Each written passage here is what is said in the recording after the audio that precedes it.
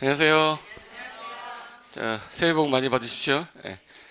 자리가 꽉 차가지고 이제 사람이 강의실이 너무 커가지고 500명이 다 들어와 버렸네. 예. 오늘 혹시 처음 오신 분 몇 분 정도 되세요? 처음 오셨죠? 한 분, 두 분, 또 세 분. 예. 일단은 교재가 오늘 나왔을 때 어저께 저녁에 온다고 그랬는데 그 배송이 좀 안 됐나 봐요. 그래서 일단은 오늘 프린트했는데 교재가 작년 교재랑 좀 약간 변화시킨 게 그 이거는 공법은 아마 칼라로 나올 거예요. 올 칼라로 나올 겁니다. 있어 보이게끔 하는데 종이가 두꺼워가지고 페이지 수가 1000페이지 정도 되거든요. 근데 그 글씨가 커졌어 작년보다. 작년에 글씨가 너무 작다고 그래가지고 그래서 이제 시험장 가서 보는 글씨 있죠. 여러분이 시험장 가면 시험장에서 보는 문제집 크기 글씨 그걸로 확대를 시켰기 때문에 아마 지금 이 글씨체는 좀 작게 나온 거고 이거보다 이제 크게 나올 거야. 그 책으로 보시면 아마 보시고 나면은 불편하진 않을 거야. 그러니까 내가 그 눈에 익숙해져 있으면 시험지 문제도 눈에 익숙하게 잘 들어올 거니까 그렇게 했는데 그래서 작년에는 650페이지인가 그랬는데 그렇게 크게 하니까 갑자기 페이지 수가 300페이지가 는 거예요. 무슨 말인지 알겠죠? 양이 는 게 아니니까 걱정 안 하셔도 돼. 아마 책은 태어나가지고 이렇게 두꺼운 책은 처음이다라고 느낄 거야. 양이 많은 거야, 공법은. 예. 그래서 오늘 이제 기본 이론 들어가는 거니까 일단 처음 오신 분들은 지난달에 우리 기초 강의 했던 거 시간 날 때 빨리 한 1.2배속이나 3배속으로 한번 들어두시고 그리고 이제 기본 이론은 따라오는 거는 그냥 그대로 따라오시면 돼요. 근데 기초 강의가 좀 된 사람들이 용어 받아들이는 게 좀 빠르니까 꼭 들으시라는 거고 기존에 공부를 했던 경험이 있으면 안 들으셔도 상관없습니다. 그래서 그 프린트 지금 현재 책자 앞쪽에 이렇게 써 있는 건데 뭐 책 특징 써 있는 거니까 뭐 참고로 보시고 중간에 QR 코드라는 게 있을 거예요. QR코드 찍으면 제가 동영상 찍은 게 나올 거야. 인터넷 그 스마트폰으로. 그래서 이제 보다가 중간에 심심하면 QR코드 찍어서 동영상도 좀 보고 이렇게 하면 돼요. 그거 하느라고 이제 편집하면서 약간 뭐라고 하지? 양이 늘어난 거야. 예. 양이 늘어난 거가 아니라 그 페이지 수가 늘어난 거예요. 작년 교재랑 거의 비슷합니다. 예. 그리고 이제 그 프리패스 머릿말은 읽어보시고요. 예. 자, 우리 목차 갈 건데, 자, 목차 가시면 배경 멋있죠? 서울입니다. 자, 여기 남산 보이죠? 예. 공부하면서 한번 지칠 때 한 번씩 남산 보라고 하는 거야. 그 보시면 컨텐츠라고 되어 있는데, 자, 요 컨텐츠라고 되어 있는 프리패스 머릿말은 뭐 읽어보시고 목차라고 되어 있는 거 있죠? 예. 거기 부동산 공법은 자 일단 2차 과목이고 2차 과목인데 얘가 40문제 나오죠? 40문제. 일단 1차를 합격한 상태에서 2차를 봤을 때 40문제 나올 때 다른 과목 3과목 있어요. 공시법하고 공시세법하고 중개사법 3과목이 평균 60점을 넘어야 되는데 지금 현재 40문제 중에서 꽈락을 넘어야 되기 때문에 꽈락이 몇 점이죠? 40점이야. 일단 40점 미만이 되면은 일단 자격증은 물 건너간 거고 일단 4점 이상인데 평균에서 6점이 나와야 되는데 그럼 40점이 되려면 몇 문제를 맞춰야 되냐면 16개를 맞춰야 돼요. 16개면 잘 봐요. 40문제 중에서 몇 개만 일단 맞히면 성공이에요, 지금? 16개. 그러면 몇 문제를 틀려도 된다는 얘기네? 24문제를 틀려도 40점은 된다는 얘기죠. 이렇게 좋은 과목이 어딨어? 공법은 4점만 넘어도 돼요. 4점만 넘어도 되긴 되는데 불안하니까 50점까지 가려고 하는 거니까 일단 16개 이상을 맞춰야 되는데 우리는 20개를 목적으로 일단 갑니다. 최소 목적 몇 개? 20개. 그럼 20개를 목적으로 하면 몇 점이 되는 거지? 50점이 되는 거야. 그럼 일단 공법 50점 맞춰서 다른 과목에서 몇 점 받아오는 걸로 가는 거야. 10점 받아오는 걸로 가는 거야. 그러니까 중개사법이나 공세법에서 5점씩 주든가 10점씩만 받으면 2차는 절대 안 떨어져요. 그러니까 공법이 50점이 나왔는데 중개사법이 40점이 나올 수는 없거든요. 그러니까 중개사법 조금 잘해서 한 7점만 넘어도 한 몇 점 가져올 수 있어요? 10점 정도 받아가지고 평균 6점으로 올리면 되는 거야. 그럼 이제 몇 개를 틀려도 되는 거야? 20개를 틀려도 상관이 없어요. 그럼 내가 시험 문제 40문제 풀었는데 X 이렇게 나올 때가 있을 거야. 근데 맞는 것만 몇 개만 되면 돼? 20개. 이렇게 좋은 과목이 없어요. 50점을 맞아도 너 공부 잘했구나라고 하는 과목이니까 양이 많아서 그런 거니까 일단 내용이 어려운 건 아닙니다. 그러면 이 40문제 중에서 부동산 관련된 공법이니까 부동산하고 공법의 합성어인데 공법의 반대말은 뭘까? 사법이에요. 그래서 뭐 이거 자세하게 이제 설명 안 할 거야. 이제 기본 이론 들어간 거니까. 사법이라는 건 특정한 A라는 사람하고 B라는 사람이 살다 보니까 둘이 분쟁이 생겼어요. 이 분쟁을 해결하려고 개인 간의 관계를 규율하려고 만들어낸 법률이 있어. 그건 개인과 개인 간의 관계를 규율한 데서 무슨 법이라고 그래요? 사법이라고 그래요. 그럼 대표적인 게 여러분이 배운 민법이고, 공법은 국가가, 야 국민 네가 이 행위를 하게 됐을 때 너가 그 행위 함으로 인해서 주변에 있는 사람들이 피해 볼 수 있는 거는 못하게 하는 거야. 그러니까 네가 지금 그 행동을 했을 때 대다수를 공공이라고 그래요. 공공이 복되고 이롭기 위해서는 규제하겠다. 그래서 국가가 국민을 일방적으로 규제를 하는 거예요. 그 국민은 현재 국가가 규제하는 걸 받아야 되니까 약간 좀 센 거예요, 약한 거예요? 세요. 그래서 내가 뭔가를 하려고 그럴 때 국가가 나한테 뭐 하지 마, 뭐 하지 마 하는 법률들이 있을 거 아니에요. 그런 거 법들을 통칭해 가지고 뭐라고 그래? 공법이라고 그래요. 이게 공법이 한 1300여 개 정도 법이 있는데, 그럼 우리가 1300여 개를 다 배운 건 아니고 앞에 뭐라고 써 있어요? 부동산 그러면 민법에 정의 있다고 그랬죠. 민법 몇 조? 99조. 그거 어떻게 외웠어? 민법 99조 1항에 토지 및 그 정착물을 말한다 이렇게 써 있어요. 뭐하고 뭐라고? 토지하고 정착물. 정착물 중에 대표적인 게 뭘까? 건축물이에요. 그래서 토지하고 건축물을 가지고 네가 무슨 행위를 할 때 국가가 얘를 규제하는 거야. 그럼 이 국민이 현재 토지가 있고 또는 건물이 있어요. 그럼 내가 건축물을 지려고 할 때 국가가 야야야 그 건물 지려면 허가 받고 줘. 그냥 하지 마라고 규제하는 거죠. 그런 법들은 이제 공법인데 뭐 관련된 공법이에요? 부동산. 그런 법률들을 보니까 한 10% 정도 된대요. 10%면 얼마네? 130개 정도 되는데 130개를 여러분이 다 공부해서 공인중개사 자격증을 딴다고 하는 거는 20년이 걸려도 못 따요. 그래서 시험법인상에서 정말 관련 있는 것만 중개사들이 꼭 알아야 될 것들만 뽑아놓은 게 6개 법률이 되는 거야. 몇 개 법률이요? 6개. 그래서 토지 관련된 법률을 4개 법률하고 건축물 관련된 거 2개 법률이 있어요. 그럼 건축법이라는 거는 건축물을 규제하는 법이죠. 그럼 걔는 요 건축물 규제하는 법이겠네, 그죠? 그리고 주택법이라는 게 있어요. 주택법은 건축물 중에 주택만 규제하는 법이야. 그러면 그 2개 법하고 나머지 4개 법 다 더하면 몇 개 법이에요? 6개. 그럼 우리 이제 6개 법을 배울 건데, 그럼 이 6개 법이 40문제를 똑같이 내는 게 아니라 문항수가 다르니까 제가 문항수 써드릴게요. 거기 컨텐츠의 목차라고 되어 있는 거에 파트 1 이렇게 됐을 거예요. 찾았어요? 일단 여기다가 써놨다가 다음 주에 교재 나오면 거기다가 옮겨 적으시면 돼. 예. 그리고 중간중간에 현관펜 막 돼 있어요. 지금 흑백이라 그런데 칼라로 나오는 건 중간에 여러분 불편할까봐 현관펜 뭐 사기도 힘들고 그러잖아요. 요즘에 생활이 안 좋아서 제가 현관펜 다 칠해놨으니까 밑줄 쳐놓은 거 거기 위주로 자주 보시면 되는 거야. 거기 챕터 1은 시험 범위는 아닙니다. 거기 부동산 공법이 무슨 성격을 갖고 있고 얘가 어떤 의의를 갖고 있는지에 대한 개괄적인 설명했기 때문에 시험 범위 아니에요.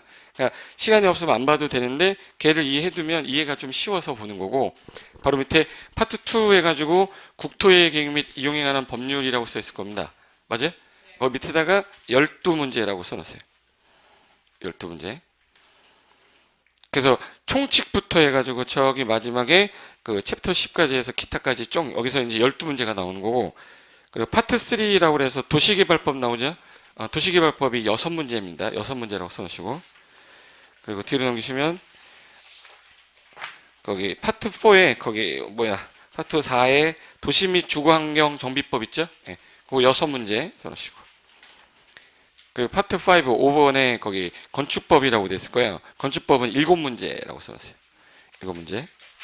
그리고 이제 파트 6에 주택법이라고 돼 있을 겁니다. 거기다 7문제. 그리고 이제 뒤에 마지막에 농지법에다가 그 파트 7이라고 돼 있을 거예요. 거기다 2문제 이렇게 써놓으면 돼. 농지법 옆에 2문제 써놓으시고 5번 찍자 이렇게 놓으세요. 네. 농지법 2문제야. 2문제 공부할래요? 그냥 제가 하라는 대로 할래요?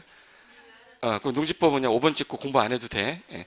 근데 제가 수업 시간에 하는 것만 하시면 돼요. 따로 별도로 농지법 공부하고 싶어 미치겠다 하지 마. 예.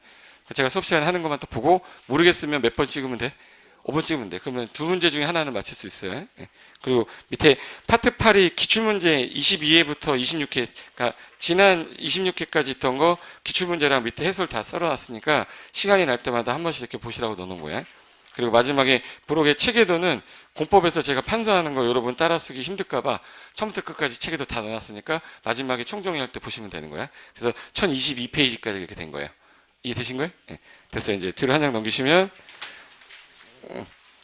페이지가 몇 페이지냐면 18페이지부터가 여기 부동산 공법 성격의 성격 써 있을 거예요. 여기 아까 시험 범위 아니라고 그랬죠? 시험 범위는 첫 번째가 지울까? 지우자. 국토의 계획 및 이용에 관한 법률 이렇게 됐어. 이거 아까 몇 문제 나온다고 그랬지 제가? 12문제. 12문제면 몇 점이냐면 한 문제가 2.5점이거든요. 그럼 몇 점이야? 30점이야. 그럼 쟤만 달달해서 다 맞히면 일단 30점을 먹고 들어가는 거죠. 찍어가지고 4개 맞으면 되잖아. 그러면 40점 되는 거야. 그러니까 이 법을 버리는 순간 공법은 점수가 안 나와요. 그러니까 제일 중요한 법이야. 근데 여기 뭐라고 써있는지 보세요. 국토란 말이 나오면 전국 토지를 줄인 말이에요. 전국의 토지란 뜻이야. 전국 토지를 이제부터 계획을 짜겠다. 그리고 나서 이용을 할 건데 이 계획을 먼저 써놓은 이유는 먼저 계획을 짠 후에 그 다음에 그 계획에 맞춰서 이용을 해라. 근데 만약에 계획에 안 맞게 이용을 하면 법률로서 규제하겠습니다 라는 뜻이에요. 그러니까 법률의 제목에 다 들어있는 거야. 그럼 이제부터 대한민국에서 어느 지역을 내가 만약에 땅이 있어. 혹시 자기가 없더라도 부모님이 땅 가지고 계신 분도 있죠? 있잖아. 눈빛이 달라졌는데? 그 11월, 12월에 총총한 눈 어디 간 거야? 1월 달이니까 새로운 마음으로 합니다. 11월, 12월 달 그럼 기억해서 집어넣으시고 오늘 새로운 기분으로 하는 거야. 그러면 대한민국 땅 중에 내가 용인에 땅이 하나 있다. 어떤 사람은 전라도 전라남도에 나주에 땅이 좀 있다. 그럼 그 사람이 땅을 갖고서 내가 개발하겠다, 단독주택을 지겠다, 다세대를 짓겠다. 그거를 내가 이용하려고 할 때 그냥 이용해야 되는 거예요? 이미 계획을 짜놨대요? 계획을 짜놨대. 그럼 내가 개발할 때 반드시 뭐를 보고 짜야 되는 거야? 그럼 그 계획에 위배되는 행위는 못하게 돼 있어요. 위배되는 행위를 하게 되면 개발행위 할 때 허가를 받아야 되는데 위반한 거다. 그래서 3년 이하의 징역, 3천만 원 이하의 벌금 때려요. 그러니까 일단 제일 먼저 뭐부터 봐야겠네, 개발하려면? 계획. 그래서 계획이 더 중요한 거야. 이 계획에 나왔다는 얘기는 앞으로 뭐 하려고 짜는 거죠? 계획 짜는 이유는? 개발하려고 짜는 거야. 누가 어느 지역에 무슨 계획이 나왔다라고 하잖아요. 그럼 거기는 조만간 뭐 하려는 얘기예요?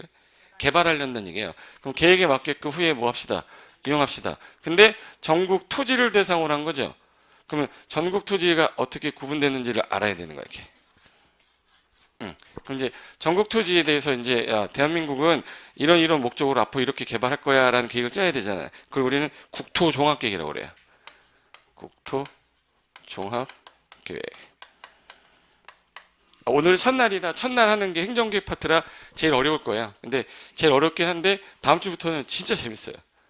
오늘만 좀 그런 거니까 스트레스 받지 않으셔도 돼. 그냥 오늘만 좀 어렵고 다음 주부터 너무 쉬워. 걱정 안 해도 돼. 그럼 여기 제가 지금 뭐라고 썼어요? 국토종합계획. 그러면 전국 토지를 종합적으로 예를 들어서 개발할 이렇게 하겠다라는 계획을 짠 거야. 그래서 4차 국토종합계획이 나왔는데 그러면 전국을 대상으로 짜는 계획도 있지만 특정한 지역을 대상으로 짜는 경우도 있거든요. 서울 뭐라고 하죠? 서울특별시 같은 경우는 서울특별시 관할구역이잖아. 그러면 서울특별시 관할하는 자가 그 지역에 관한 지역계획을 짜야 돼요. 전국계획을 짰으면 지역마다 계획도 짜야 될 거 아니야. 그러면 요거 옆에 서울특별시 옆에 이렇게 해가지고 시가 하나 더 있어. 인천 뭐라고 그러죠? 광역시, 인천광역시, 대전, 광역시, 광주, 광역시, 부산, 광역시, 울산, 광역시, 대구, 광역시에서 현재 광역시 몇 개? 6개니까 그 지역도 그 지역 관할하는 자가 지역계획을 짜야 돼요. 근데 이렇게 해가지고 이렇게 둘러싸고 있는 거 이거 뭐지 이거? 여기 서울하고 인천하고 옆에 있는 도시가 뭐야? 경기도. 경기도야? 도요. 근데 경기도 같은 경우는 요거 땅덩이 크기가 서울시의 한 18배 됩니다. 그러니까 도는 워낙 땅덩이가 크기 때문에 도를 관할 구역으로 해가지고 계획을 짜기가 너무 힘들어. 너무 커서. 그래서 도는 시하고 군으로 돼 있어요. 여기 이렇게 시, 이렇게 군, 여기 시, 이렇게 군 이렇게 돼 있어요. 그럼 이제 요 지역을 관할하는 자들이 여기 지역 계획을 짜면 되잖아요. 예. 그걸 이제 해당 지역에서 요거를 도시라고 합니다. 이걸 도시. 여기다 쓸까요? 도시. 도시에서 짜는 계획은 뭐라고 부르면 되겠네? 도시계획. 도시계획. 그럼 도시계획이라는 거는 이 지역 하나하나당 짜는 계획을 도시계획이라고 그래요. 근데 A시 말고 요 두 개 도시 이렇게 묶어서 계획을 짤 수도 있는 거잖아. 아니면 세 개를 묶을 수도 있고 네 개를 묶을 수도 있어요. 그러면 두 개 이상, 세 개 이상 묶었을 때 지역적 범위가 크다란 말을 쓸 때 광역이란 말 씁니다. 지역적 범위가 넓다 할 때 뭐예요? 광역. 그러면 두 개 이상 도시에서 짜는 계획은 무슨 계획이라고 하면 되겠네? 광역 도시계획이라고 하면 돼요. 그래서 현재 국토종합계획이 먼저 전국계획을 짜놓은 다음에 밑에 이렇게 해서 광역 도시계획이라는 걸 짜요. 광역 도시계획 짜고 그 다음에 한 개의 도시마다 요거 짜는 계획을 아까 무슨 계획을 했지? 도시계획. 그럼 도시에서 계획을 짤 때 개발을 할 때 방향부터 잡아야 돼요? 그냥 집행부터 해야 돼? 그래서 방향 잡는 계획이 먼저 나와. 방향 잡는 계획은 기본적인 거 잡는 거야? 구체적 관리를 위한 거야? 기본적인 계획이라서 여기서 도시 기본 계획이라고 그래. 도시 기본 계획. 근데 제가 중간에 뭐 하나 지금 띄워놨죠? 좀 이따 무슨 단어가 하나 들어갈 거라 제가 띄워놓은 거야. 그리고 하나 더 있어.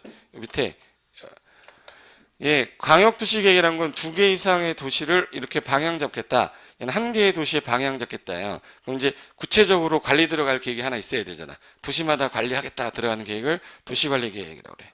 도시관리계획. 그럼 이제 대한민국에 앞으로 어디가 개발되겠다 그러면 죄송합니다. 이거부터 물어볼까? 내가 지금 돈이 좀 있는데 어디 투자하고 싶어요. 그러면 내가 땅을 사고 싶은데 내가 지금 한 5천만 원에서 1억 정도의 자본이 있는데 어느 땅을 사야 됩니까? 그러면 1억 주고 땅을 사서 내가 얼마에 팔 거냐? 3억에 팔겠다. 그러면 1억짜리 땅이 3억이 되려면 그 땅의 가치가 올라가야 되죠. 땅은 가만히 있는데 땅의 가치는 올라갔다 내려갔다 하는 거잖아. 그럼 이제 어느 지역이 개발이 되면 땅값이 올라가는 거고 어느 지역이 개발이 안 되면 땅값이 안 올라가겠지. 그러면 내가 만약에 땅 투자하려면 뭐 하는 지역을 가야 돼요?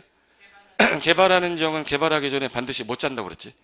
그렇지, 그렇지. 그럼 이제 요 계획을 짜고 있는 지역을 가야 되는데 2013년도에 땅값 제일 많이 올라간 도시가 어딘지 아세요?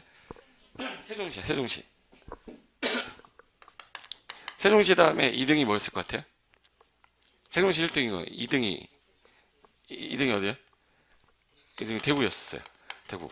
3등이 누구였냐면 3등이 어디야? 제주도야. 4등이 어디였냐면 나주였어요. 나주. 그러면 해당 지역이 지금 세종시, 대구, 그리고 제주도, 그리고 나주시 얘네가 땅값이 제일 많이 올랐대. 그럼 왜 땅값이 많이 올랐을까? 개발하려고 계획이 나와서 그래요. 옛날에 그 세종시라는 거가 나온 배경은 세종시가 원래 이름이 뭐였었냐면 행복도시였어요. 행복도시? 행복도시가 뭐야? 행복한 도시야? 행정중심 복합도시야. 그럼 행정중심으로 복합적인 도시를 만들겠다라는 뭐가 발표가 된 거야? 계획이 발표된 거예요. 그러면 옛날에 서울하고 인천하고 여기 경기도를 묶어서 뭐라고 그랬었냐면 수도권이라고 그랬어요. 수도권이라고 그랬는데 이 수도권을 충청권으로 이전하겠다 해가지고 1970년대에 어느 분이 했냐면 박정희 대통령이 수도권을 이전하겠다 그러면서 그 현재 수도권이 지금 현재 남한에서 봤을 때 가운데 있는 게 아니라 여기 치우쳐 있잖아. 옛날에 그 북한하고 같이 있을 때 당연히 저희가 도읍지가 맞는데 지금은 그런 상황이 아닌데 왜 저기 있냐 해서 이걸 가운데로 내리려면 밑으로 내려가려면 여기 가운데가 충청도예요, 전라도예요? 그럼 충청도 중간점으로 가자 하다 보니까 대전이 중심이었었어요. 그럼 대전 쪽 어딘가로 수도권을 옮기겠다 해서 대전의 중심이 유성이었거든요, 그 당시에. 그래서 대한민국 땅값 제일 많이 올랐던 지역이 또 유성이었어요, 그 당시에. 뭐를 이전한다고 하니까. 수도권 이전한다고 그랬는데 수도권 이전을 못했어요. 그분이 돌아가셔가지고. 그래서 수도권 이전을 못했다가 노무현 대통령이 나타나서 이분이 2003년인가? 2000 몇 년도지?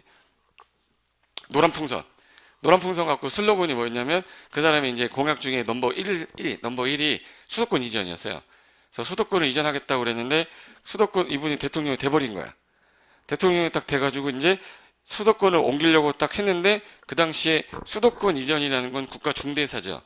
근데 대한민국 헌법이란 법에 가장 중요한 법이 헌법이야. 헌법에 국가의 중대사를 논하고자 할 때는 국민적 의사 합의 없이는 결정하지 못한다 이런 규정이 있대. 근데 수도권 이전은 국가 중대사예요, 경미한상이에요.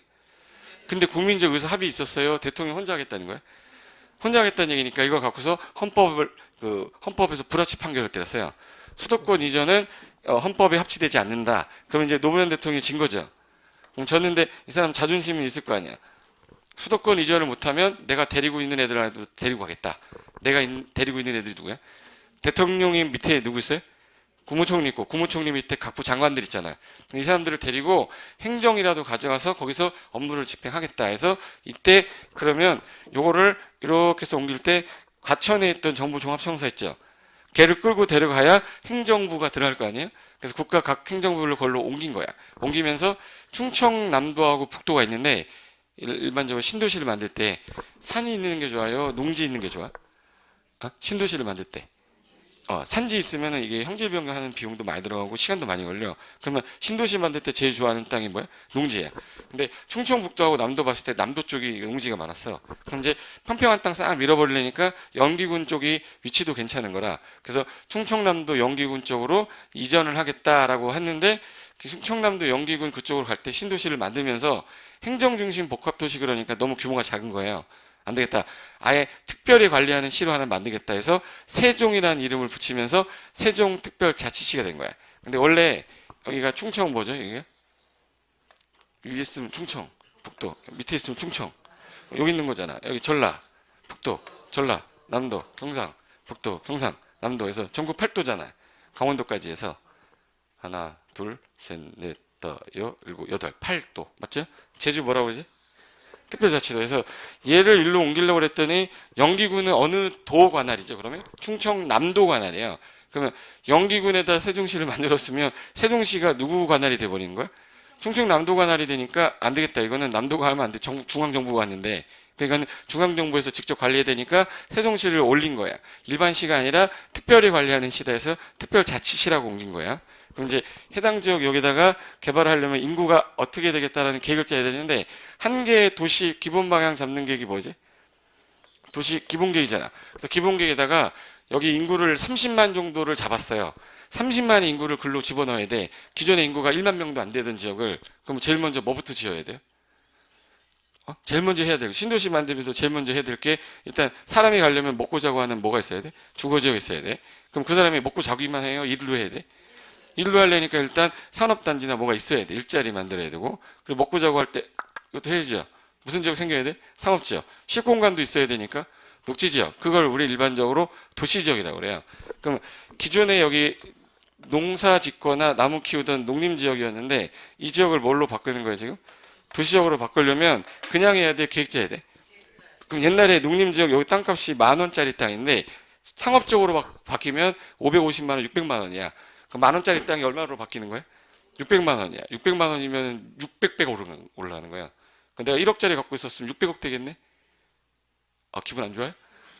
기존에 있던 농림지역을 상업지역으로 바꿔버리는 건데 근데 이거를 농림지역을 그냥 개발해가지고 여기 상업지역 만들고 주거지역 만들고 하려면 일단 뭐가 들어가야 되지? 도로 같은 게 들어가야 되죠. 그럼 이제 뭐도 같이 들어가야 돼? 기반시설이라는 게 들어가야 돼요. 근데 인구 30만이 갔는데 이 사람들이 여기서만 사는 게 아니라 서울도 가고 대구도 가고 막 갈 거 아니야. 그러면 이제 중간에 교통이 있어야 되죠. 그럼 이제 제일 먼저 철도가 있어야 돼. 철도가 있어야 되는데 이미 KTX 라인은 정해져 있는데 새로 신도시를 만든 거잖아. 그러다 보니까 KTX 라인 중에서 어디로 갈 수밖에 없어요? 세종시가 어느 역에서 내려? 오송역에서 내려요. 오송역에 내려서 저 버스 타고 들어가야 돼. 그럼 이제 그 오송역은 크게 만들어 놔야 돼? 조그맣게 만들어 놔야 돼? 엄청 크게 만들어 놨어요. 오송 KTX 역사 엄청 커 거기. 그럼 그 계획이 이미 다 나와 있었던 거야? 안 나와 있었던 거야? 나와 있었어요. 국토종합계획에 들어있단 말이야. 그럼 국토종합계획에서 어디로 하겠다라는 계획이 나왔기 때문에 해당 기본계획 이거 보고서 여기를 개발하겠다는 거야. 그럼 내가 만약에 앞으로 땅 사는 걸 투자하겠다 그러면 제일 먼저 봐야 될 계획이 무슨 계획이에요? 국토종합계획이에요. 그러면 이게 1970년대 나올 때 1차 국토종합계획 나올 때는 서울하고 부산 쪽이 현재 제일 인구가 많았던 이유가 이때 70년대 잘 살았어요? 못 살았어요? 못 살았거든. 왜 못 살았냐면 전쟁 직후에 뭐 모든 거 다 소실되고 남는 건 사람밖에 없었거든. 그러다 보니까 우리나라에 뭐 물자가 있는 것도 아니고 자원이 있는 것도 아닌데 사람들 뭔 재주는 또 있어요? 손재주 있으니까 신발 만드는 거, 옷 만드는 거, 뭐 가죽 같은 거 하는 거 이런 거 잘하니까 공장 짓자. 그래서 전국에다가 공장을 막 짓기 시작했는데 지었으면 우리가 사고 파는 게 아니라 외국으로 뭐 해야 돼요? 수출해야 되는데 70년대 비행기, 항공기가 좀 발달된 시절이 아니거든. 그러면 이제 어디로 갈 수밖에 없어요? 배로 가야 돼. 배로 가려면 뭐가 있어야 돼요? 항구가 있어야 돼. 그러면 수출항이 있어야 되는데 그 중에 가장 큰 항이 어디였어요? 부산항이야. 그러면 여기 있는 물건이 일로 와서 가야 될 거 아니에요. 여기 있는 물건이 일로 와서 가야 되는데 뭐가 없네? 도로가 없어요. 그래서 그때 제일 먼저 만든 게 뭐야? 경부고속도로 만든 거야. 그럼 경부고속도로 축을 따라서 그 지역에 이제 개발이 되니까 이 지역 주변으로 이제 뭐가 들어가기 시작하는 거야? 공장들가 들어가고 주거지역 들어가고 상업지역 들어가기 시작한 거예요. 그러다 보니까 이쪽 라인은 전부 다 용도가 바뀌었겠죠. 그냥 땅값이 어떻게 된 거야? 그럼 이제 여기 국토종합계획에 경부고속도로 건설 계획이 나온 거예요. 그래서 그때 당시 박정희 대통령이 다 한 거야. 저기 어디야? 저기 독일 갔다가 아우토반 달려보고 나니까 야, 이 아우토반이 대한민국에 있어야겠다 해서 그 당시 서독이 잘 살았던 이유가 운송 같은 게 잘 됐어요. 도로가 잘 돼 있어서 우리나라도 해야겠다 해서 온갖 빚 내가지고 돈들 빌려다가 여기서 이렇게 제일 먼저 만들었던 거예요. 그래서 아시아에서 제일 빨리 만든 최고 고속도로예요. 그게 누가 만든 건지 혹시 아세요? 군인들이 와가지고 다 만든 거. 그때 현대건설이 하기로 했는데 돈이 너무 많이 든다고 그래가지고 군인 쓴 거야. 그래서 2교대인가 3교대 가면서 만들었던 거예요. 그러면 2교대 3교대 하면서 이거 만들었어요. 그러니까 이 만드는 철도 계획이 무슨 계획이 있었던 거예요? 그것도 정확히 있었던 거야. 그리고 이제 중간중간에 이제 산업단지를 만들어야 되니까 중간에 몰려 사는 지역이 대구하고 어디야? 부산. 대구하고 부산 사이에 하나 만들어야겠다 해서 야, 이제는 경공업만 하는 게 아니라 야, 돈이 좀 필요하니까 우리는 이제 좀 약간 좀 비싼 걸 만들자 해서 중공업으로 간 거예요. 그래서 그때 그 박정희 대통령 밑에 그 키 조금 해가지고 발버그란 아저씨 있어. 동생 있어. 박모 씨가 있는데 그분한테 그러면 포항제철 만들어줄게 해서 포항 만든 거야 또. 그래서 고속도로 또 깔았어. 그리고 울산 쪽에다가 또 뭐 만들었어요? 울산 전공 만들고. 그러다 보니까 어느 쪽으로 지금 몰려 있는 거예요? 이제 밑에 쪽에 몰려 있게 된 이유가 여기 지역에다가 지금 현재 산업을 자꾸 하니까 인구가 계속 늘어났겠죠. 그래서 대한민국이 지금 현재 보니까 이렇게 돼 있는 거야. 수도권하고 여기 경상도 쪽 위주로 개발이 되니까 나머지들은 개발이 안 됐죠. 개발이 안 된 거예요? 개발을 안 한 거야? 안 한 거야. 대한민국은 쌀 주식이기 때문에 쌀을 제일 많이 재배하던 게 평야지대거든. 평야지대는 전부 다 어디 있어요? 호남 지역에 있어. 그래서 호남 평야는 건드리지 못한 거예요. 먹고 살아야 되는데 쌀은 재배해야 될 거 아니냐. 그러니까 상대적으로 개발을 못했던 건데 이렇게 개발되니까 너무 약간 비대칭적으로 개발이 되잖아요. 그래서 국토종합계획에서 계획을 틀었어요. 틀어가지고 4차 종합계획에서 어떻게 했냐면 이제는 이 라인으로 개발하지 말고 이렇게 해가지고 네모 형태로 이렇게 네모 형태로 개발하자 했어요. 근데 지금 현재 교역이 우리가 일본 쪽하고 많아요? 중국 쪽하고 많아? 근데 지금 현재 배가 지금 전부 다 여기서 또 문제 생기죠. 어디로 바로 다이렉트로 가면 되는데 서해안에서 바로 가면 되잖아. 그러다 보니까 이제 서해안에다 이제 하나씩 개발을 시작한 거야. 그래가지고 제일 먼저 여기 이쪽에 무슨 항 있죠? 인천항 있고 내려오면 당진 평택 있고 쭉 있죠. 그리고 새만금 있고 목포항 있단 말이에요. 그럼 이쪽 라인에 지금 현재 개발을 갖다 놓을 건데 기존에 있던 중공업이 다 여기 있잖아. 그럼 여기 있는 중공업을 일로 옮겨야 될 거 아니야 이제. 그래서 새만금 지역에다가 울산에 있던 그 현대가 들어가는 거야. 그럼 이제 이쪽에 있던 애들이 슬슬 일로 옮기는 거네. 그럼 여기다가 뭐부터 또 깔아야 돼요? 고속도로. 그래서 미리 서해안 고속도로 깔아놓은 거야. 서해안 고속도로는 이미 국토종합계획에서 옛날에 계획이 돼 있던 거예요. 근데 지금 와가지고 서해안 고속도로 다 개통되고 KTX 개통되고 난 다음에 이제 개발 들어가는 거예요. 기반시설이 안 깔렸는데 도시만 만들면 안 되잖아. 그러니까 무슨 시설 먼저 설치했어야겠네. 그럼 기반시설이 들어왔으니까 이제 개발 들어가겠다 이렇게 가는 거예요. 그러니까 요 계획에서 다 진행하라고 그랬는데 전국을 대상으로 짜놨으니까 해당 지역이 여기가 하나 물어볼까? 서울특별시 중간이 여기가 용산이거든요. 용산에서 쭉 내려오면 제일 먼저 만나는 시가 무슨 시야? 수원. 수원 다음에 뭐야? 수원 다음에 화성. 어떻게 알았어요? 수원 다음에 뭐야? 화성 다음에 평택. 그럼 요 라인으로 이렇게 가다 보니까 이쪽 라인을 도시를 키워야 되잖아. 그럼 화성은 뭐 만들어 놓은 거야? 동탄 만들어 놓은 거고 평택은 고덕지구 만든 거야. 그게 이제 계획상에서 만들어질 때 무슨 계획에서 이미 나와 있어요? 종합계획에 나와 있는데 화성시 도시기본계획 짰겠죠. 평택은 평택시 뭐 짰겠네? 도시기본계획 짰겠지. 그 다음에 이제 해당 지역 개발이 진행되는 거니까 앞으로 어딘가가 개발이 된다 그러면 제일 먼저 봐야 될 계획이 뭐예요? 국토종합계획이에요. 근데 국토종합계획이 우리 시험법에 없어요. 우리 시험법에 없고 요거는 국토기본법에 있어. 국토기본법. 국토기본법은 시험법이 아니니까 얘는 그냥 있구나 정도만 알면 되고 요 세계법부터가 세계 계획이 국토계획법에 들어가는데 제일 먼저 광역도시계획부터 배울 거거든요. 근데 이걸 배우려면 이거 누가 짤까부터 가야 되거든. 이거 누가 짤까 이거? 어? 일반 국민이 짜야 돼요? 행정기관이 짜야 돼? 그럼 행정기관이 계획을 짤 때 그러면 세종시는 누가 짜면 되냐면 세종시 관할하는 자가 짜면 되죠. 대구는 대구광역시가 짜면 되지. 지금 제주시가 짜면 되죠. 나중에 나주시장이 짜면 되잖아. 다 여기 지역이 다 개발 계획에 나와서 땅값이 올라간 거야. 그럼 2014년에 누가 땅값 제일 많이 올라가냐면 누구예요? 세종. 그 다음에 대구. 2015년이면 작년에 제일 땅값 많이 올라간데 어디에? 대구. 그 다음에 어디에? 세종. 그 다음에 제주. 뭐 이렇게 된 거야. 그럼 결론은 얘네들이 계속 줄을 가르고 있는데 지금 세종시가 점점 떨어지고 있네. 누가 올라가고 있고? 대구. 그다음 제주는 계속 유지하고 있었죠. 그럼 이제 또 어디선가 뭐 하나가 또 올라갈 거 아니야. 2016년에, 2017년에. 그러면 이제 내가 뭐 컨설팅을 하든 중개업을 하든 아니면 토지 투자를 하든 제일 먼저 해야 될 거가 어느 지역이 오를 거냐라는 거 보려면 뭐부터 봐야 돼? 계획부터 봐야 되는데 계획을 일반인들이 볼 줄 알아? 못 보니까 평생 그러고 사는 거야. 예. 이제는 계획 보고서 어느 지역을 투자하려면 그 계획상 야 이번에 세종시 계획 보니까 인구가 30만이었는데 맨 처음에 나올 때 30만이었어요. 근데 이걸 30만을 인구를 50만으로 바꿨어.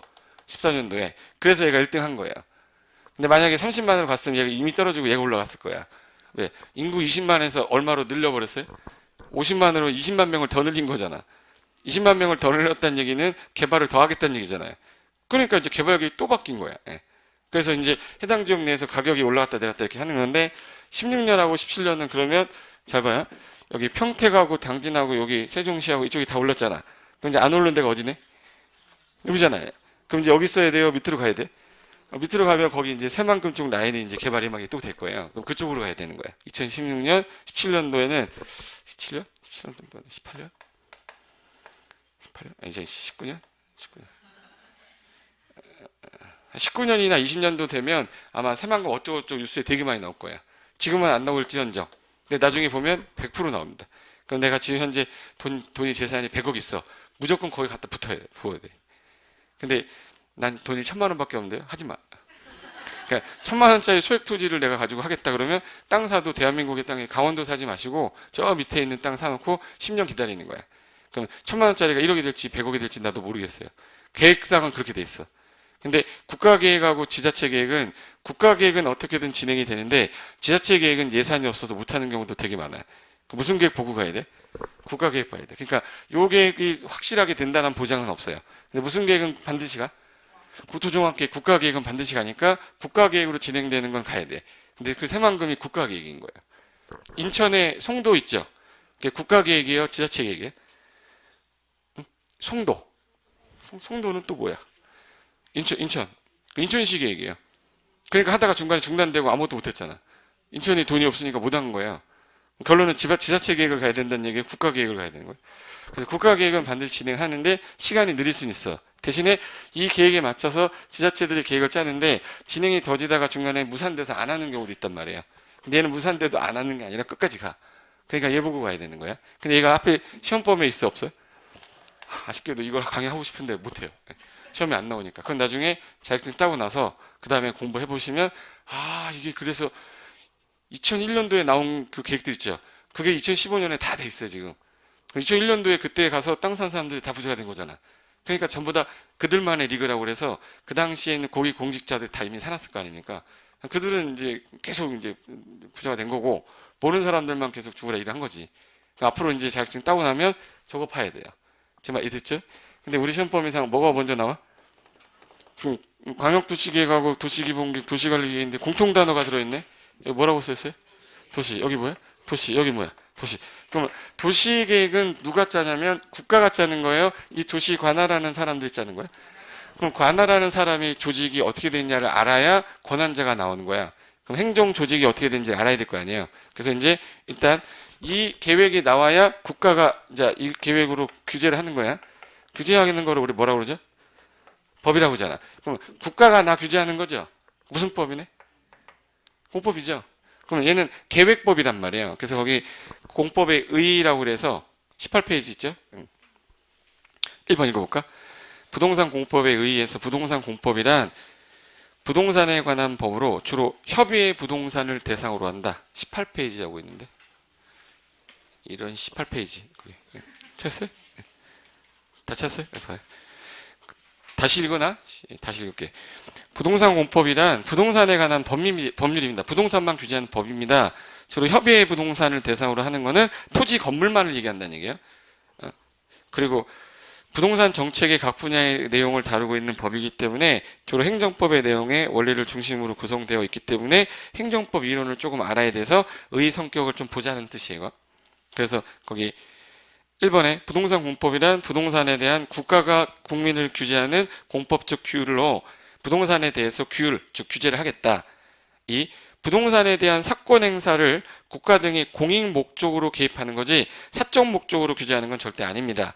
그리고 3. 사권 행사는 그 토지에 대한 소유권을 이전하거나 또는 거래하거나 또는 이용하는 것 자체를 규제할 건데 거기 당구장의 사법 보시면 개인과 개인 간의 관계를 규율하는 것 일반적으로 뭐라고 그래? 사법. 여러분이 공부하는 민법. 그리고 공법은 국가적 행정 주체가 우리가 이런 목적으로 현재 국가 정부가 계획을 짰으니까 당신들은 이 개인계에는 규제를 받으십시오. 그래야 대다수가 공익을 보호를 이룰 수 있기 때문에 그래서 만든 겁니다.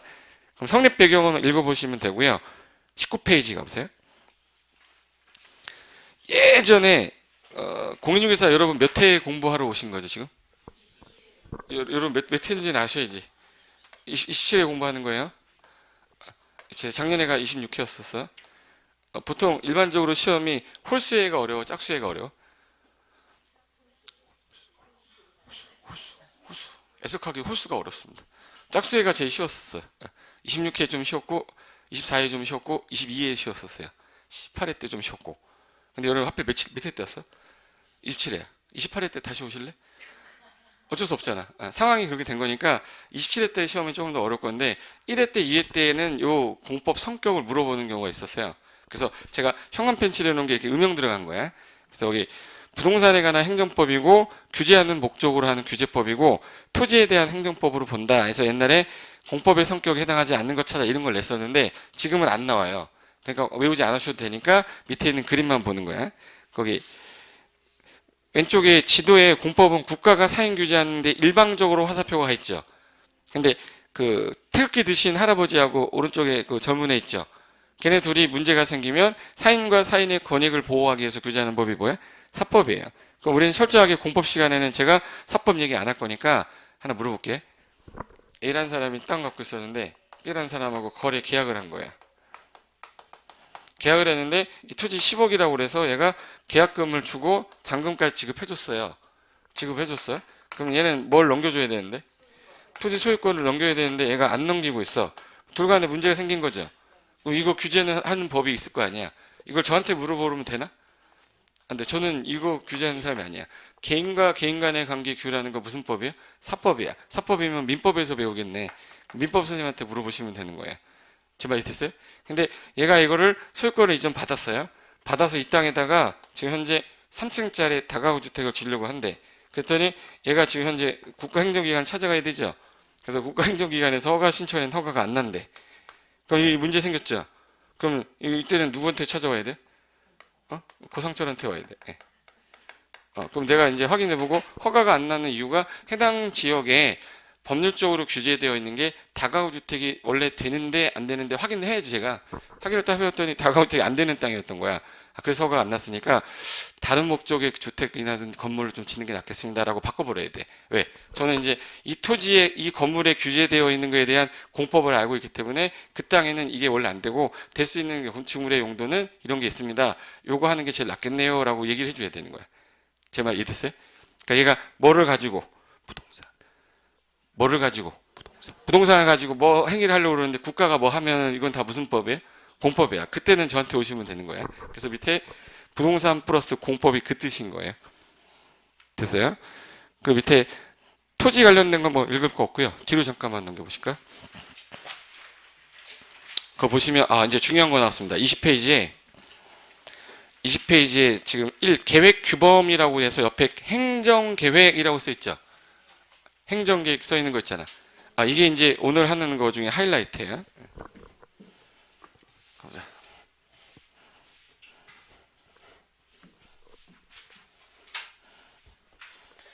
자, 일단 행정계획인데 뜻이 행정기관이 짜는 계획이란 뜻이잖아. 어렵지 않아요? 행정기관이 짜는 계획이니까 행정청이 누군지를 알아야죠. 예를 들어서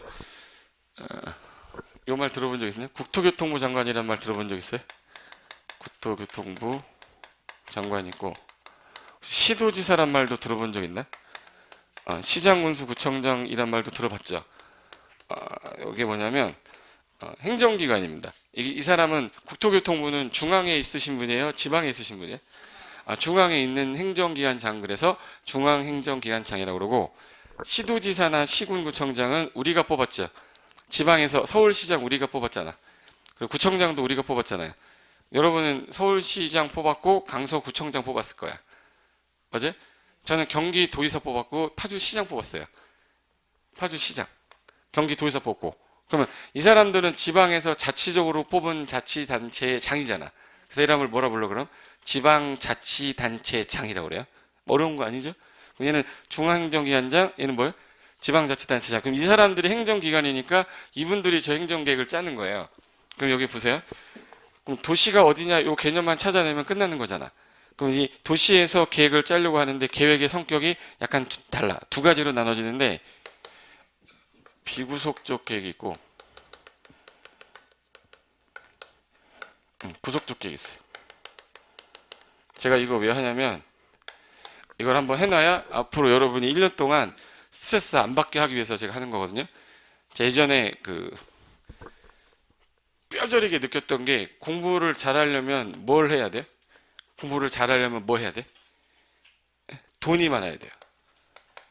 돈이 많아야 돼. 제가 느낀 거예요. 옛날에 고시 공부할 때 제 사촌 형이 큰아버지 아들인데 전남 수석 입학해가지고 되게 우리 집안의 자랑이었던 형이 있었거든요. 전남대학교 무슨 뭐 수석 들어가가지고 뭐 고시 공부한다고 이제 서울 올라가가지고 우리 집에서 있고 막 그랬었어요. 근데 한 6년 정도 하다가 안 됐어. 사람이 약간 이상해졌어요. 되게 소극적이고 남의 눈을 못 마주쳐요. 나중에 꼭 알아두세요. 남의 눈을 마주칠 때 피하는 사람은요, 뭔가 있는 사람이야. 피하지 마, 피하지 마. 그러면 그 사람의 눈빛이 달라진 이유가 어머니 아버지 눈을 보고 얘기를 못하고 딴 데 보고 이렇게 얘기해요. 자신감이 없다는 얘기지. 근데 그렇게 변하는 거 보면서 저희 아버지가 절대 너는 고시 공부하지 말아라 막 그랬었는데 저는 원래 공대에 나왔는데 갑자기 뭐가 혼이 내려왔어. 병장 때 대한민국 검사 한번 해보자 막 그런 식으로 막 이제 와가지고 제대하자마자 바로 이제 22살인 그때 들어갔거든요. 신림동에. 그때 들어가려고 했는데 아버지가 돈 안 주시는 거야. 안 주니까 돈이 없잖아. 그래가지고 그때 처음으로 친구가 신림동 들어간 친구가 소개를 시켜줬어요. 7만 원짜리 방, 15만 원짜리 방, 30만 원짜리 방이 있어요. 신림동 가면 고시원이. 근데 그때 돈이 없어 7만 원짜리 방을 갔는데 너무 좋아요. 이게 한번 누우면 일어나질 못해요. 땅바닥에서 어깨를 끌어당겨 이렇게. 그리고 한번 들어가면 아주 깜깜해. 반지 하나 창문 닫아놓고 커튼 치면 깜깜해서 아무것도 안 보이는 방인데 일단 들어가면 잠은 정말 잘 오는 방이에요. 근데 그 방인데 7만 원짜리 방이니까 이게 10만 원을 더 쓰냐 안 쓰냐에 따라 빚이 들어오고 안 들어오는 거야. 근데 뭐 아버지가 돈 안 주니까 하지 말라고 그러니까 뭐 돈 주겠어요? 그래서 그때 당시 이제 학원을 다녀야 되는데 고시초는 한 과목당 30만 원 막 이랬었어. 그러니까 헌법이나 형법 뭐 이런 거 들으려면 행정법 들으려면 한 과목당 두 달에 뭐 30만 원 막 이랬었는데 세 과목 들으면 90만 원이잖아. 그럼 내 1년치 반값이 넘어가니까 학원을 못 다니잖아요. 근데 제 친구가 올림픽 패밀리 아파트 사는 친구가 있어요. 아버지가 중소기업 다니시는 분인데 돈도 되게 많아. 걔네 집 가면 아파트인데 복층으로 돼 있었어요. 아파트인데 들어갔는데 계단이 있는 거야. 이렇게. 뭐 아세요? 그 집 가가지고 그때 어렸을 때 어린 마음에 와 좋다 막 그랬었는데 걔 아버지가 이제 이제 지원을 좀 해줄 거 아니야. 걔는 이제 밑에 우리는 이제 달동네 쪽에 있었고 걔 밑에 가면 이제 원룸촌이 있었어요. 30만 원짜리 방인데 3층 방인데 햇빛이 막 들어와요. 햇빛이란 걸 거기서 보면서 공부하면 너무 좋겠다 막 했었는데 걔는 그리고 아버지가 벤츠 사줘가지고 벤츠 타고 다니고 막 그랬어요. 신림동에 부자들 되게 많거든. 근데 걔가 이제 학원 갔다 오면서 나한테 요약집이랑 막 이런 거 갖다 주거든요. 갖다 주면 요약집 볼 때는 몰랐어. 와, 근데 정리 잘 해놨다 그랬는데 남이 요약을 해놓은 거기 때문에 들어오질 않는 거야. 그래서 특권책, 헌법책 막 계속 보고 있었거든요. 근데 언제였냐면 추석 때였어. 추석. 지금도 기억나는 게 아침 10시부터 5시까지 하는데 그때 삼시 학교 가신 분이 있었어요. 사시, 행시, 외시까지 다 학교 가신 분이 한 분 있는데 되게 유명하신 분, 여러분도 알아. 고 모 씨였었는데 그 당시에는 우리한테 신 같은 존재였었어요. 근데 그분이 그, 그 강의를 하는데 추석 때 추석 특강이래 가지고 한다고 그랬는데 행정법 강의였는데 제 친구가 그거 꼭 들어야 된다고 하는 거야. 그래서 15만 원인데 솔직히 좀 부담은 가는데 들어보자 해서 같이 가는데 30분 정도 딱 들었는데 30분 딱 들으면서 무슨 생각이 딱 들었냐면 1년 동안 이해 안 됐던 게 30분 만에 이해가 되는 거야. 내가 헛짓거리를 하고 있던 거야.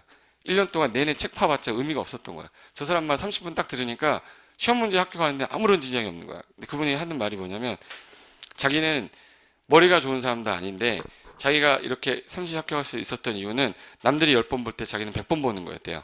그래서 잠을 못 잤대. 100번을 봐야 되니까. 그러니까 100번을 봤기 때문에 이 책에서 제일 중요한 게 뭔지 눈에 보여드려요. 그러니까 그 형광펜처럼 글씨가 이렇게 올라오는데 이렇게 중요한 단어가 100번을 봤기 때문에 그래요. 책을 넘기면서 그것만 보니까 빨리빨리 볼 수 있었던 거야. 그분이 하면서 얘기했던 게 전체적인 내용이 딱 나오면 시험에서 나왔던 기출문제 분석이 딱 되잖아요. 그럼 이제 책을 볼 때 관련된 지문들만 보이는 거야. 그러니까 이제 정리가 빨라지는 거고 쓸데없는 건 다 버려주더라고요. 그러니까 이 내용 중에서 얘 버리고 얘 버리고 얘만 하면 돼. 그러면 점수 나와. 이거야. 30분 딱 들으면서 내가 1년 동안 무슨 짓거리를 했는지 그 생각이 드는 거야. 그러니까 이 공부는 뭐야? 돈이야. 아, 또 눈물 날라 그러네. 예. 근데 돈이 없으면 안 돼. 왜? 30만 원짜리 그 강의, 15만 원짜리 강의를 못 들었단 말이에요. 근데 듣는 애들은 대부분 다 있는 애들이고, 그래 그런 애들이 다 지금 걔가 그 서초동에 변호사 하고 있거든요. 근데 걔가 아버지가 좀 지금 사업이 좀 안 돼가지고 지금은 제가 술사예요. 변호사면 뭐예요? 술사가 제일 최고라며. 예. 밥사, 술사가 최고래. 예. 변호사 필요 없어. 최고 좋은 게 첫 번째 술사, 그리고 밥사, 공인중개사 이렇게. 3사, 3사. 예. 예. 그 세 가지만 하면 돼요. 예. 근데 지금 서울에 웬만한 집 사기 힘들잖아. 강남 사는데 10억짜리 집을 어떻게 사, 지가 이제. 아버지가 잘 나갈 때야 뭐 좋았지만 자기 힘으로 하려면 박봉이거든요, 변호사도. 외가는 변호사니까 오 이거거든요. 실질적으로 들어가면 없어요. 예. 근데 그때 당시 느꼈던 거 뭐냐면 돈 있는 애들이 다 합격해서 나가요, 다. 그러면 공인중개사도 뭐가 있어야 돼? 돈 있어야 돼. 그러니까 학원 나온 거 아니야. 돈 있으니까 나왔지. 지금 독서실에 가서 혼자서 공부하시는 분 되게 많아요. 가세요? 도서관 이런 데 시립도서관 가면 혼자 공부하신 분 있어요. 9년, 10년째 하고 계신다고 거기서. 근데 학원을 못 나온 이유가 뭐 돈이 없어서 못 나가는 것도 있겠지만 그냥 그게 즐거운 거겠지. 그죠? 10년을 그렇게 어떻게 합니까? 나는 못해. 저 2년 딱 하고 나왔거든요. 안 되니까 그만둬야지 뭐 어떻게. 근데 제가 생각할 때는 돈이 일단 있어야 돼. 가외도 시키려고 하면 시키는 게 맞아요. 제가 예전에 저희 아파트가 이렇게 생겼거든요. 강변현대 아파트야. 근데 제가 가외를 3명을 했었어요. 수학, 물리인데 얘 3명이 고등학교 2학년 애들인데 꼴통들이야. 예, 꼴통들. 42명 중에 40등 하는 애들 있죠. 걔네들 점수 올리는데 2주도 안 걸려요. 2주가 안 걸린 이유가 수학 점수만 올라가면 평균 점수가 올라가기 때문에 다른 거는 조금만 해도 되지만 수학은 안 올라가요. 그럼 수학에서 가장 중요한 거는 답이 항상 얘가 1인 게 있고 무한대인 게 있고 마이너스 1인 게 있어요. 걔네들은 이론이고 뭐고 필요 없고 맨 마지막에 뭐 단어가 이런 단어 나오면 무조건 무한대 찍어. 그럼 걔는 무한대 찍어요. 그럼 점수가 올라가는 거야. 무슨 말인지 아세요? 근데 15등 선을 못 넘어가. 그 다음부터는 찍어서 되는 문제들이 아니거든. 그러니까 그래도 한 20점대가 50점, 6점까지는 올라가요. 7점, 8점 못 가. 그러니까 40등짜리를 20등으로 올리는 건 진짜 세상에서 쉬운 일인데 15등짜리를 14등으로 만드는 게 제일 어려운 거야. 예. 똑같이 공부를 많이 하기 때문에 그때 이 여자애들인데 생긴 것도 못생겨가지고 뭐 가해 선생하고 뭐 썸씽이 있다고 그랬죠. 썸씽이 생길 수가 없어요. 얘네들. 내가 대학교 2학년이었으니까. 근데 얘가 점수가 이제 40등에서 15등 이렇게 올라가잖아요. 이 아주머니가 띵동하고 문 열어줄 때 오셨어요 막 이래. 근데 등수 떨어지잖아요. 쳐다보지도 않아. 그래서 내가 가회 그만들었던 이유가 그거야. 올라가면 되게 잘해주고 떨어지면은 옛날엔 뭐 올라가면 불고기도 해주고 저녁에 막 먹이고 막 그랬었는데 점수 좀 안 나오면 오셨어요? 막 이래요. 내가 무슨 큰 죄를 진 것 같고 내가 안 올라가서 걔가 안 올라갔어. 그 자식이 안 올라갔는데 왜 내가 왜 찝찝하지? 그래서 돈은 많이 벌지언정 이 직업은 애매하더라고요. 그래서 그때 그만두고 이제 군대 간 건데 제가 느낀 거야. 공부라는 거는 전체 내용 중에서 다 해서 점수가 나올 수도 있어요. 근데 필요 없는 거 줄여버리고 이것만 해도 학교 갈 수 있으면 이것만 하면 되잖아. 제 말이 그 말이에요. 행정법 공부를 다 해야 돼요. 필요한 것만 골라야 돼. 근데 이거를 내가 전체적인 걸 다 한다는 건 좀 어려운 거니까 앞으로 공법에서 계획이라는 단어가 38개인가? 38개인가 나올 건데 그 38개 나올 때마다 얘는 이런 성격 있고 저런 성격 있고를 외울 수가 없어요. 그럼 이제 두 가지에다가 그냥 공식처럼 넣어버려야 돼. 잘 봐요. 여기 계획이라고 써있고 여기 뭐라고 써있어요? 계획. 이 내용이 옛날에 그때 30분 동안 얘기해주고 금방 이해했던 게 이 내용이었어요. 그 고모 씨가 했던 건데 계획 누가 짜는 겁니까? 국가행정기관이 짜는 거죠. 국가가 행정기관이 짰으면 짜놓고서 아우 잘 짰다 이러고 끝내야 돼요? 아니면 관리까지 해야 돼? 그러니까 계획 짜놓고 방치하면 안 돼요. 그러니까 반드시 계획을 짰으면 국가는 관리까지 할 종속 의무가 있습니다. 그랬는데 국민에게는 직접적인 구속력은 없어요 라고 해놨어요. 여기 앞에 뭐가 써있어요? 아닐 빗자야. 구속력이 아니다, 없다. 근데 구속력이 있는 계획은 국가가 일단 계획을 짰기 때문에 국가 너는 관리까지 해야 되는 종속적 의무를 부과받는데 국민 너한테도 우리는 구속력을 줄 거야. 이 계획이 나오면 국민 너한테 효력이 발생할 거니까 이 효력을 너는 받아라 이렇게 돼 있어요. 효력이 있는 거야. 근데 얘는 효력이 있어요, 없어요? 그럼 효력이 없는 경우에는 나랑 관련이 있냐 없냐를 따지는 거예요. 나랑 관련이 없으면 무슨 계획이라고 부르고? 비구속적. 나랑 관련이 있으면 구속적 계획이라고 부르겠다라고 해놨는데 일단은 비구속하고 구속의 차이점은 방향성을 제시하는 계획들이 비구속적 계획이에요. 방향 제시하는 거야. 방향에 맞춰서 얘는 집행하는 계획입니다. 그럼 어느 게 먼저 나와야 되는 거네? 그럼 방향이 나와야 그 다음에 집행이 되는 거죠. 그럼 어느 게 상위 계획이겠구나. 비구속적 계획이 상위 계획이에요. 그러면 어느 지역을 개발하려면 야 여기는 산업단지를 키워야겠다라는 방향을 잡았으면 산업단지 개발을 들어가야 될 거 아니에요. 그러니까 산업단지를 할 건지 주거단지를 할 건지 계획을 짜야죠. 혹시 일산 신도시라고 들어봤어요? 일산 신도시는 어느 시에 있는 거예요? 고양시. 그러면 국가가 맨 처음에 계획을 짤 때 야 서울의 인구 너무 많으니까 인구 분산시켜 라고 계획이 났어. 국토종합계획에서. 어디다 할 건데 5군데 찍어. 그래서 일산, 분당, 평촌, 3번, 중동 이렇게 찍었어요. 그래서 그게 우리나라 1기 신도시가 된 거야. 그러면 이제 개발을 할 때 목적은 거기 주거단지예요, 산업단지예요? 주거단지야. 그러면 이제 고양시에서 계획을 짤 때 구체적으로 주거단지를 어떻게 할 건지 계획을 짜야지. 그럼 방향 잡는 계획이 먼저예요, 집행하는 계획이 먼저예요? 방향 잡을 때는 구체적으로 잡는 거야, 추상적으로 잡는 거야?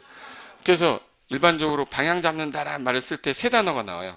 넓게 잡아야 돼, 좁게 잡아야 돼. 그래서 광역이란 말 씁니다. 그리고 종합적으로 짜야 돼요, 아주 세부적으로 짜야 돼. 종합. 상세하게 짜야 돼, 기본적인 거 짜야 돼. 그렇지, 기본이에요, 기본. 그리고 아까 전에 제가 얘기했던 거는 그냥 까먹으세요. 내가 되게 불쌍하게 보지 마. 우리 집 못 살지 않았어. 잘 살았는데 아버지 돈 안 줘서 내가 그냥 알바하면서 한 거예요. 저 새끼 불쌍하다 막 이러고 그렇게 동정의 어린 눈으로 보지 마. 광역, 종합, 기본이라는 단어는 방향 잡는 거예요. 그럼 이 세 글자가 나오면 전부 다 방향만 제시하는 계획이고 얘가 안 나오면 전부 다 뭐로 밀어버리는 거예요? 안 그러면 나중에 나올 때마다 외워야 돼요. 그러니까 외우지 마시고 앞으로 누가 광역 어쩌고저쩌고 나왔다. 그럼 나랑 관련이 있다 없다. 방향 잡는 계획이니까 얘는 무슨 계획일 거고 비구속적 계획. 그럼 나한테 효력이 발생하지 않았죠. 그럼 이 계획은 잘못된 겁니다. 이 계획을 무효로 해주세요라는 어떤 이의 제기를 못해요. 그래서 행정기관하고 따지는 걸 못해. 쟁송이라는 걸 제기할 수가 없다. 이런 말 써요.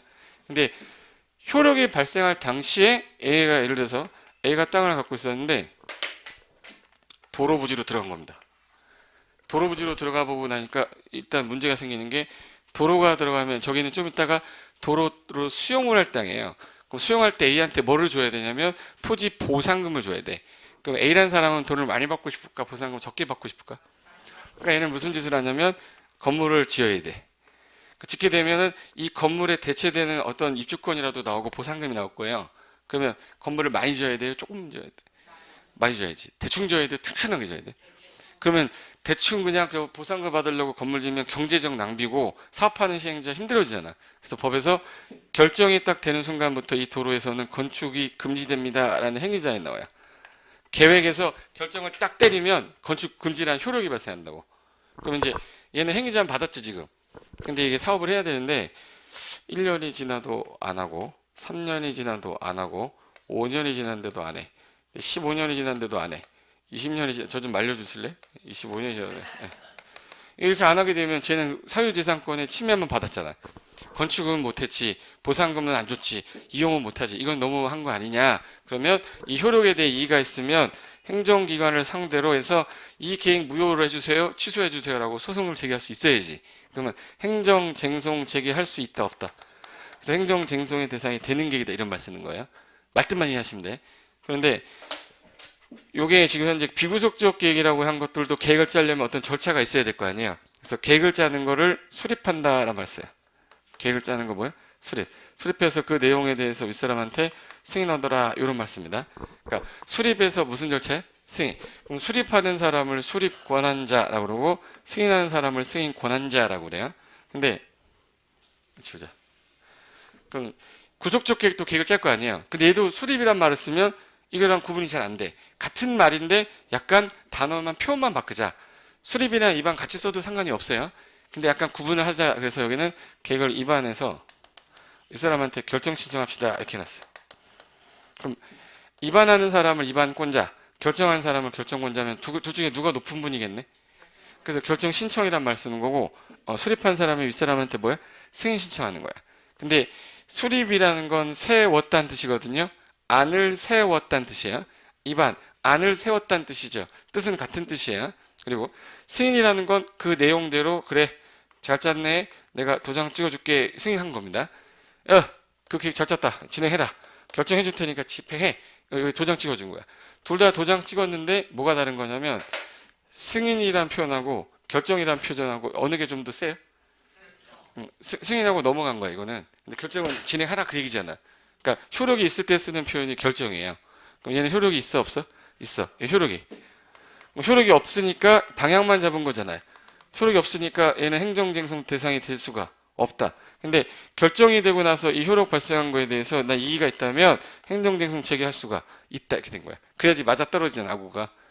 그리고 결정된 거 승인된 거 일반인들이 모르니까 알려준다고 해서 우리가 알린다라고 해서 쓰는 표현이 고시라는 단어가 있고 공고라는 단어가 있어요. 고시 공고. 여기까지만 하고 이제 쉴 테니까 봐보세요. 고시라는 건 효력이 있을 때 쓰는 표현이고 공고는 효력이 없을 때 쓰는 표시야. 그럼 결정이 되면 효력이 있다고 그랬죠. 결정 고시를 해야 돼요? 공고를 해야 돼? 그럼 결정 고시가 되면 고시함으로 이 내용의 효력이 발생한다 이렇게 돼 있어요. 근데 공고라는 건 일정 기간 알리고 끝내라. 효력이 없으니까. 승인하고 뭐 한다고 돼 있겠네. 공고. 그래서 얘는 수립해서 승인한 다음에 공고하는 절차로 돼 있는데 얘는 입안에서 뭐 하는 거야? 결정하고 알려주라고 고시하는 절차로 돼 있대. 일단 요거만 머릿속에 넣어놓고 그 다음에 제가 살붙일 거니까 그 연습만 하면 행정계획은 쉬워요. 제발 이랬죠? 요거 잠깐 쉬었다가 제가 여기다 살붙이는 방법 가르쳐 드릴 테니까 잠깐만 쉬었다 여기서 하겠습니다. 잠깐만 쉴게요.